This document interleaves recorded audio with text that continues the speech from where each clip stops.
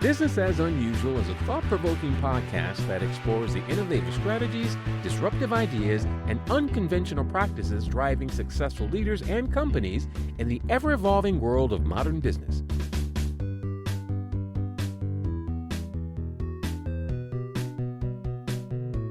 Subscribe, comment, and share for weekly inspiration with our host, Aisala. Hi, I'm Aisala, and this is Business as Unusual. And I'm here today with Seonaid Lee. We're going to talk about developing ethical leadership in tech. Welcome to the show, Seonaid. Hi, how are you?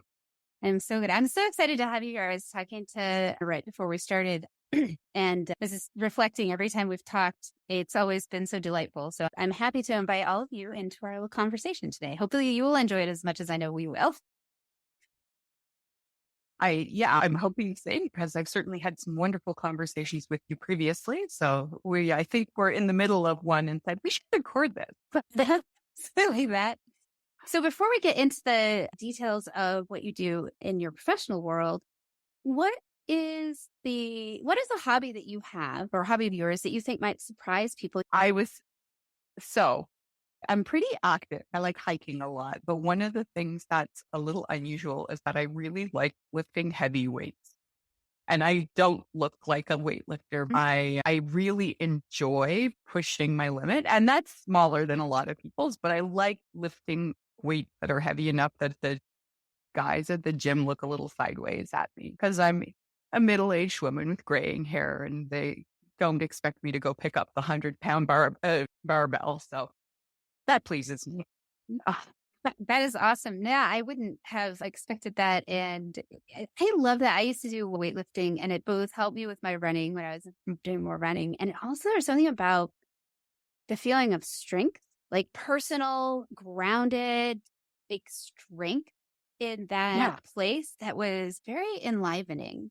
Like the first time that I did a set where I did 12 deadlifts with 100 pounds and I came away and I was like, yes, I'm the goddess. It's such a different and interesting experience. And that's something that I think we as women, I'll just be really revealing. My mom, when I first started working out just at all, she was like, be careful that you don't get too many muscles or you might be unattractive. That's like, thanks, Mom. That's not really a risk for women. Like you've got to really work at it to get muscular. It's very easy for us to develop. Oh, and I think visible biceps and all fine. It's just Mom. Why is me being attractive the thing you're worried about? Don't you understand? I'm being strong right now. Like, yeah, have to be that. Yeah, I saw a meme a few months ago, and it said, "Forget about beach body. I'm trying to get an old lady body." And it's having the balance, having the strength, having the bone density, having the muscular base to go forward into aging in a way that we're going to be resilient and independent as long as we can be and physically capable. And that's for me, that's it. It's about maintaining like balance and strength are so important to being an agile human being. Yeah, I love that. So will you tell the folks who are listening a little bit about what your business is? I have been working on developing set of programs for ethical leadership in tech. And when I say that, people tend to assume that I'm going to Amazon or something, but I'm interested in technology in the broadest sense possible. For the most part, I've been working in software in the last few years, but I'm talking about also engineering, the built environment, and how as we build technology-based companies, how we integrate an ethical foundation in right from the get-go. Because if we make compromises in the development stage, those tend to compound themselves. And we have to be careful right from square one, developing a culture that holds responsibility for the actions that we're taking at the core. So that involves that kind of cultural conversation. I've done some appreciative inquiry with companies where they start off and the appreciative inquiry says, so what would this look like? What do we look like at our best? And what would we imagine to be the best future? And then how do we use ourselves at our best to get to that best place? So there's that cultural component. And then there's the leadership piece, which is the individuals within the organization need particular skills for clear communication, for not leading from positions of fear and anxiety, and being conscious of when a lot of times the ego gets entangled in the decision making. And so it becomes about collaborative team communication and working in ways that are aligned with an explicit and intentional set of values. So you have to have the values, have agreed upon the values, have communicated amongst yourselves about what they are, and then run along in ways that are consistent with them. And it's quite difficult to do those things. Like one of those things often gets broken. And I think the running along in a way that's consistent with the values is actually the hardest thing, because our fears and anxieties play out in the workplace the same way they do in our intimate relationships. And they become sites of conflict. I've seen that. That sounds like a really important undertaking. So thanks for doing that. What in your life or past set the stage for you to see this as a need or to get into this work? This power systems for an aluminum smelter. And I found myself going, am I on the right side of history here? I need to really how do I use my technical skills and my math and my engineering and work towards that better world that I really wanted to see? And I didn't wind up finishing an engineering degree. I switched into physics and I taught physics for a while, but I kept teaching engineers. And eventually I did an education degree and all my concerns and interests were about teaching engineers. And then I did graduate study about teaching engineers. And so it's really at heart, although I'm not legally designated as one, I still think very much like an engineer. And I'm very sympathetic to that drive to change things. And so my education was constantly pushing me back into looking at engineering education. And I was at heart really, the word, compassionate towards this desire to change things and the sort of striving that's built into that engineering drive. But also as a human being, as somebody who loves to hike and go outside and really cares about food and really cares about other people and really cares about our impact on the world, I couldn't just go fully gung-ho into that chasing and striving for technological perfection, whatever that might be, because I could always see the impacts and consequences of the things that we were doing. That's a long. That's great. I agree. That's what we're here for, is to talk about what you're up to. So fantastic. Yeah. So this is business as unusual. What you see is the most unusual, or it's a broad question, but I think you have the sense of it. So whatever is most important to you to share.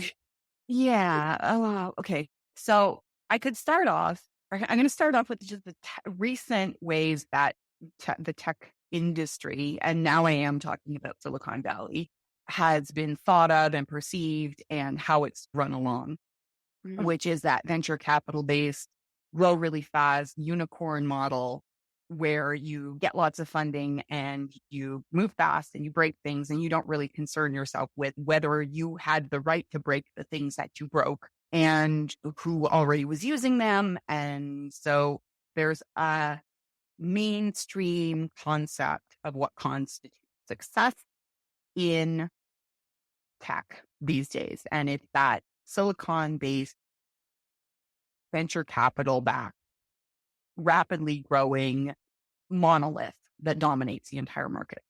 And my vision is that we, as technologists, as engineers, as scientists, as mathematicians, use all of that knowledge to build an ecosystem of businesses so that there's not a unicorn winner takes all kind of approach, but lots of small and sized technologies that work together in concert, and that there's lots of space for there to be multiple things in a particular niche, that there doesn't have to be that one dominant player that wins everything and a whole bunch of also rans. So at that level, I think that the way we've been developing those huge tech businesses, where even my friends that have built small businesses and have built sort of contenders in one particular space, their goal has been to be acquired. So you build something that could be a competitor to some bit of one of the big five players, but you do it hoping that they'll notice you and they'll buy you and you'll get tens of millions of dollars for that. So it's not that long-term vision where we can grow lots of these little businesses and they continue to exist.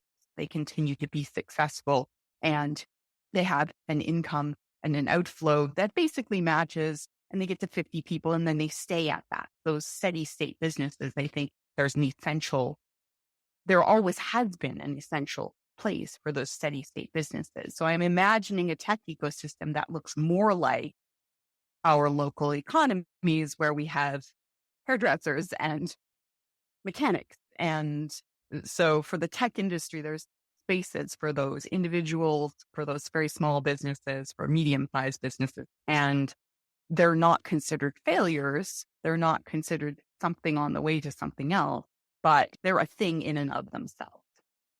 So that's a first pass at that question. The second pass is going to get into a much bigger philosophical question, but I think I'll let you ask questions first, and then we can try bigger philosophical questions. Okay, we can fill in what we missed. That sounds great. Can you tell me about a time when you were successful in achieving your mission with either a client or a colleague or yourself, like someplace where these concepts became something more concrete so that folks can understand that pathway? Yeah, I worked with a small company. I actually was one of their developers, but we did a retreat and I was asked to use my facilitation skills on the retreat. And we got to talk about what was our vision for this company. And we wanted to build it into a part of an ecosystem, that there was a valid path to cooperative governance, to cooperative ownership. And so we were really, the founders had always intended for that company to be governed differently. And so we were in the process of shifting to using sociocratic principles. And so we did that sort of visioning that didn't include the getting big and getting bought, but included like that this would be a long-term investment of our energies, and then we could become a model for other companies. So the vision wasn't to become the massive thing, but to become a model. And so it's that sort of, how do we build something that can be replicated, that they are still like, I left because I wanted to focus more on the facilitation and I wanted to focus more on this. And I was spending all my time writing software. And but they're continuing in that vein, and they're very successful with that approach. And there's no long-term goal of getting huge. They just have a sustainable revenue targets and models that focus on that steady state where they get to a size where they're comfortable with their governance. They have enough profit in the sense of value left in the company, but there's no need to extract it and pipe it to some exit strategy. There's no exit strategy, except for there's no exit strategy. I get that's a thing that happens. And I understand that it's almost trying to win the lottery, right? Like I want to be, and I know a lot of people who work for smaller startups who a little bit why they're there killing themselves is the hope that they'll get bought by Google and they'll get a big payday. And I understand the feeling of security that might provide. Like I absolutely relate to that desire because we don't have a social safety net in the US. There's always that feeling of underlying insecurity. What what big catastrophe that I can't plan for or prevent is going to mess me up. So I don't have a judgment on that mentality because I really do understand there's a lot of reasons for people to seek that out, especially as employees. We're all working class, even if we're working class at $100,000 a year. And I sometimes people forget that reality. And at the same time, for me, there's this feeling of that desire to be community connected. Like, how do I be part of the ecosystem in which I live? And that, I think, is a different mentality around business, which is then how do I create something that's part of what's happening here? And then also, how do I live a life where I'm not killing myself to do work, but I'm actually doing my life and my work? Like, they're both parts, they're both meaningful parts. It's not all drudgery and then escape. Or my friend distinguishes between work and toil. Like, how can we work more and toil less? Yeah. And another thing that occurs to me is that I don't know exactly what it is you said in there, but something sparked for me. There's two things I want to say. One of which is this is an aspirational vision for me. This isn't, I don't think we're there. I think we're very much in scale fast, get big or get out kind of world right now. There have been and will continue to be small service provider. There's a lot of software development companies that are essentially boutique. They're doing a lot of the maintenance. They're doing a lot of the contract work for projects, for larger organizations, for large corporations, for government.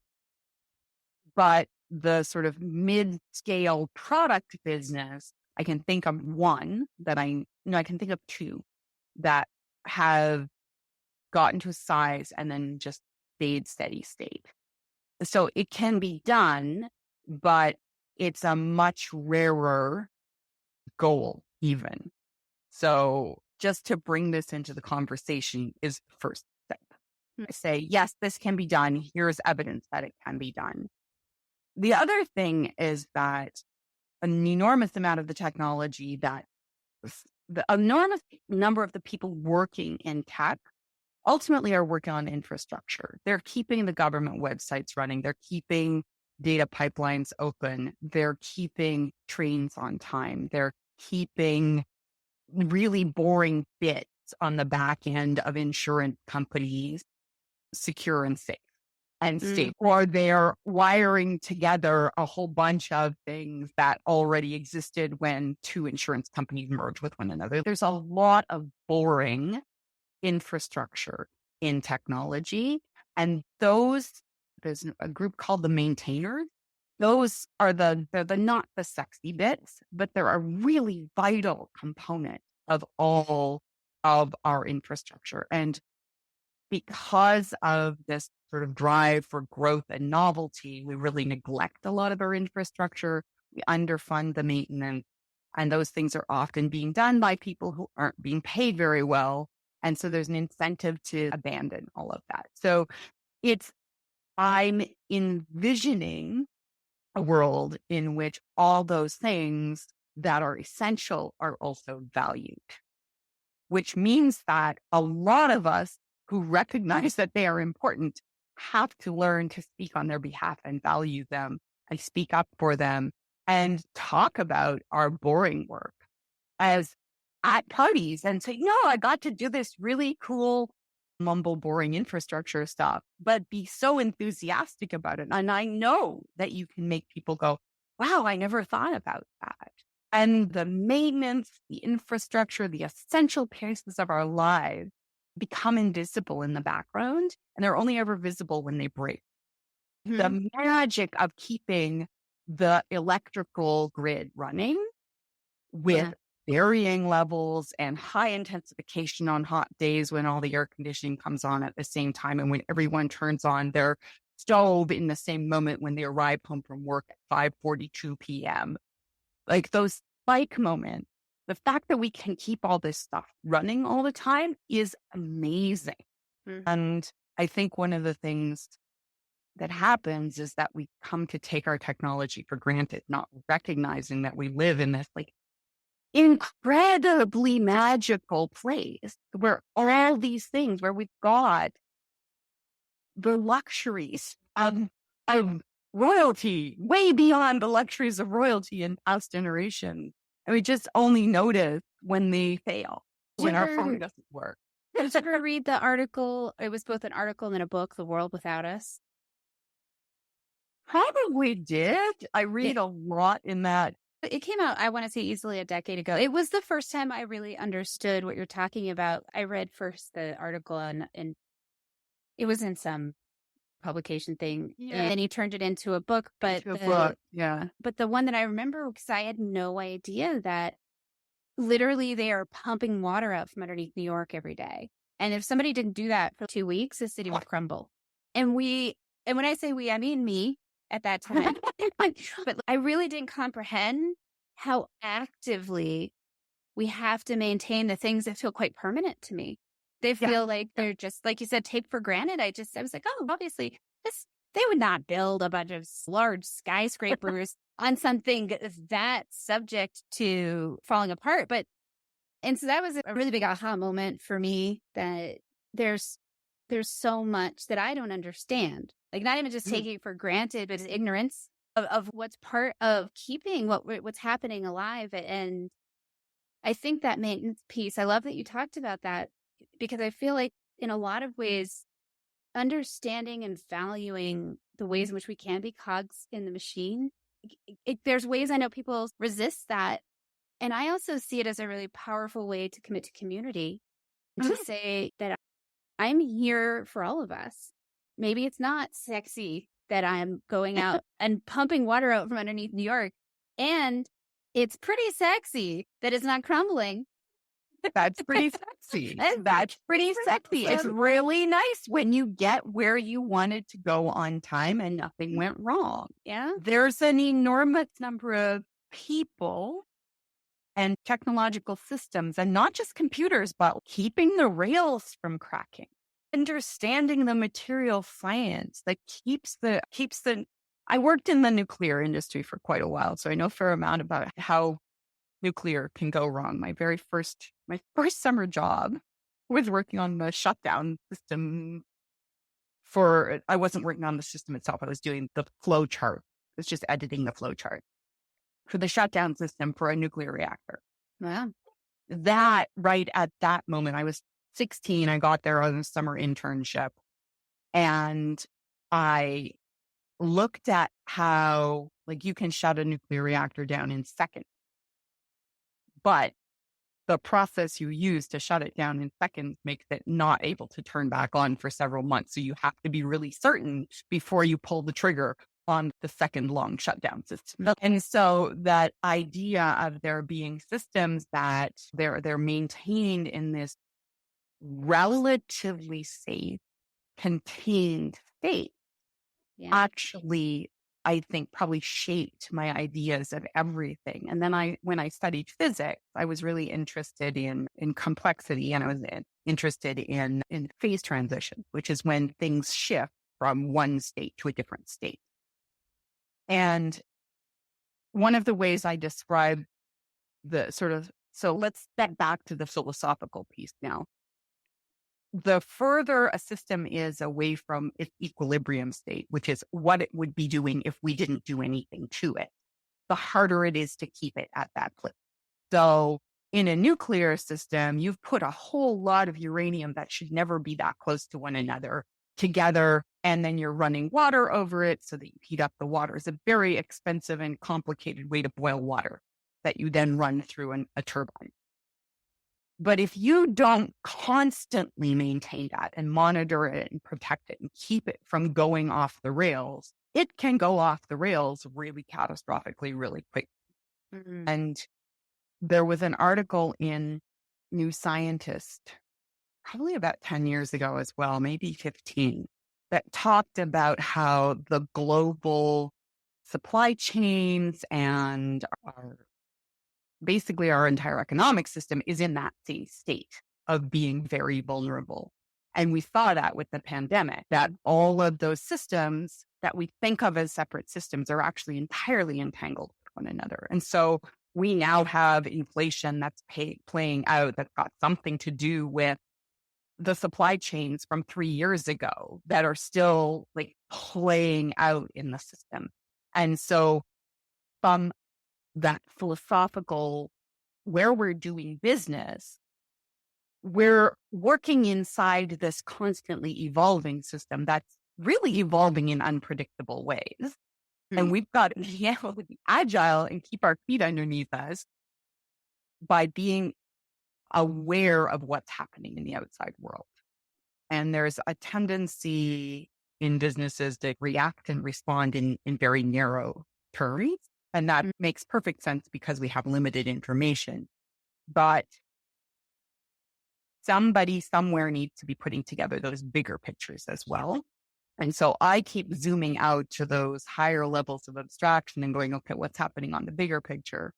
And how do we, as we're developing all these data systems, let's look at tech now, the Silicon Valley kind of tech, developing all these data systems, a lot of the things that we're doing with those are pushing on those systems in unpredictable ways.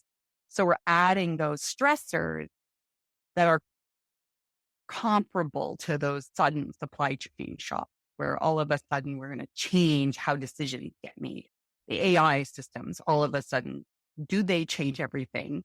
If so, how quickly? What does that do to jobs, to access to the labor market, to incomes, to housing, to food? And when we're building a new technology that makes a whole lot of new things possible, we need to be conscious of the fact that the shocks we introduce in one part of the system are going to have impacts that percolate through the whole thing. And so for when I'm going back and talking to a tech person, a leader in a tech company, or a VC kind of person who's deciding whether to fund something, do they understand that the decision that they're making, like looking at an interview with Sam Altman, do you understand that the decision that you're making is making decisions for all of us that are going to take decades to ripple through? Did you ask before you did that? Yeah. Did you ask or did you just do it? And that's, I mean, fundamentally, we've got that. I want technology to be developed and expanded consensually in relationship with the society and the systems that it impacts. Yeah. No, that makes sense.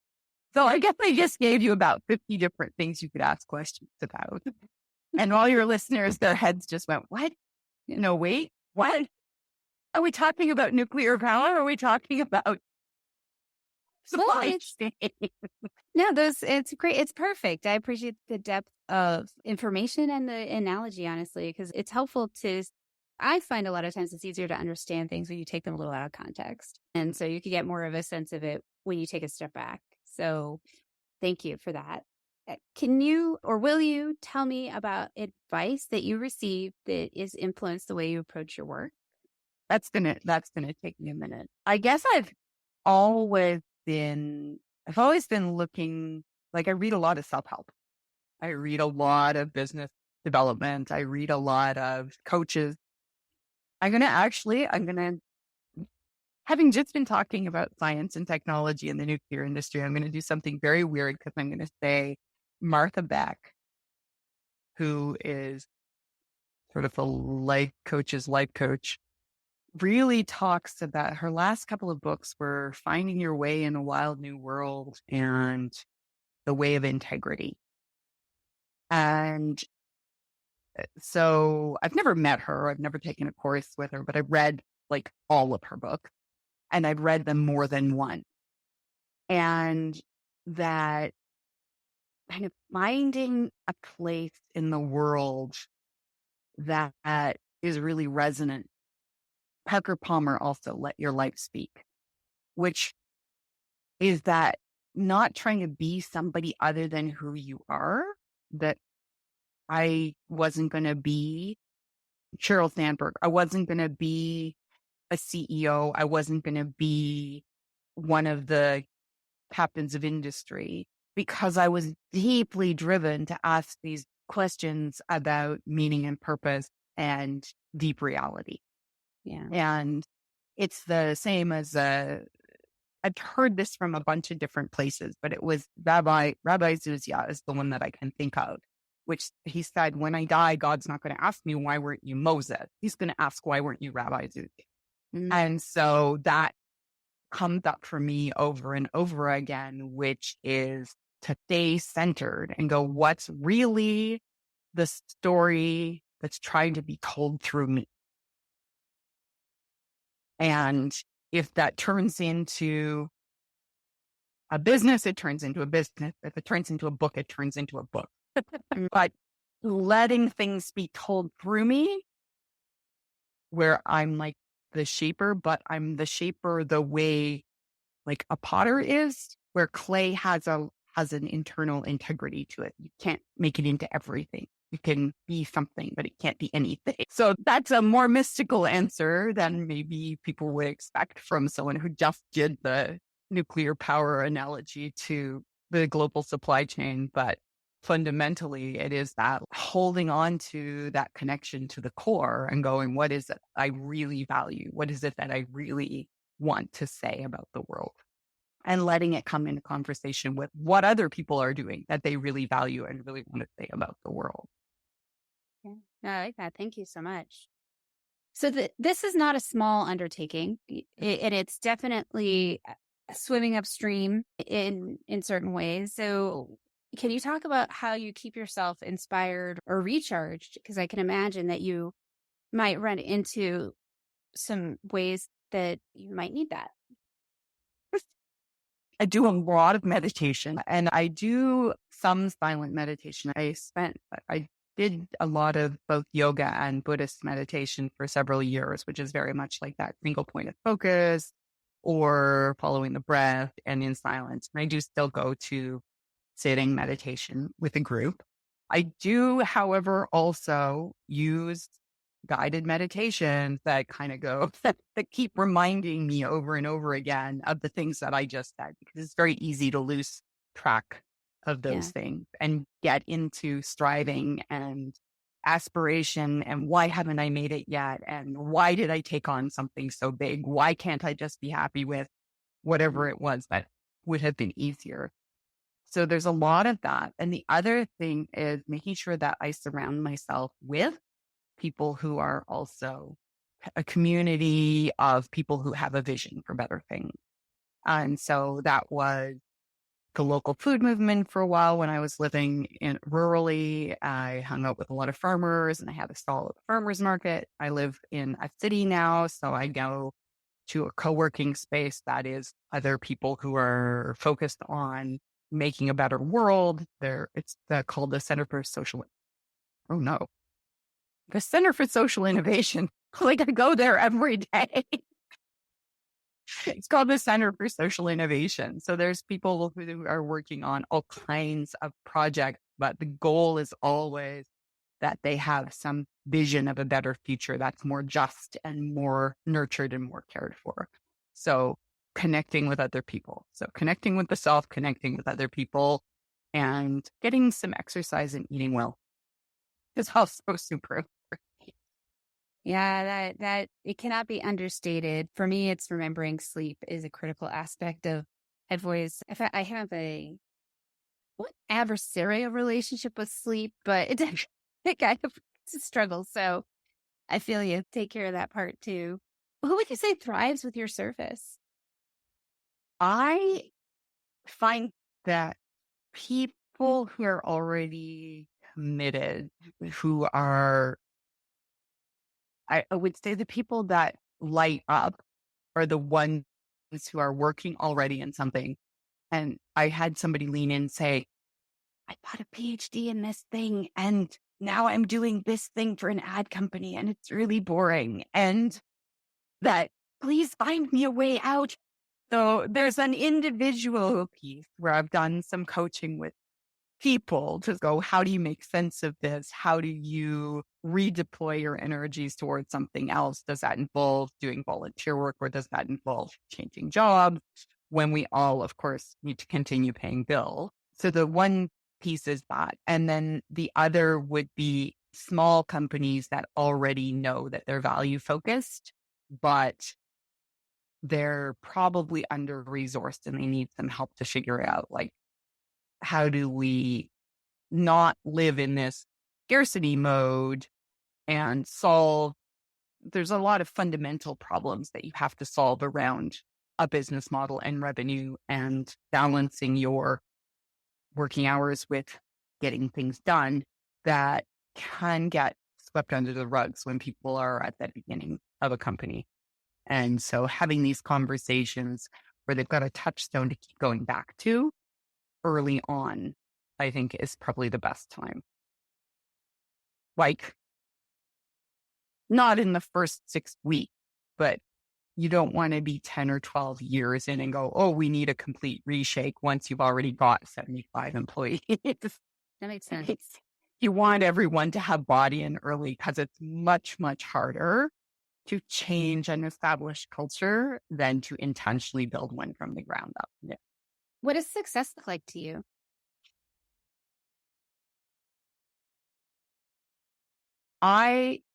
So I've got my personal success and I've got my vision success.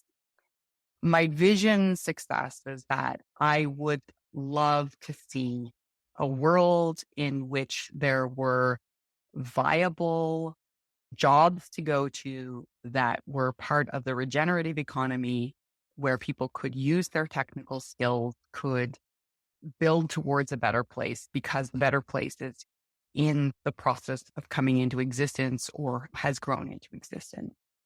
That all of our genuine problems we're facing are properly resourced and that they're all valid, viable things to do with your life. Because at the moment, I see an awful lot of people choosing between doing what they think is the right thing and keeping the roof over their heads. So that's my vision and my contribution to that. I would like all of my income and to come from this, to come from consulting and building these better, more viable businesses, because I think that they're part of the seeds of an emerging change.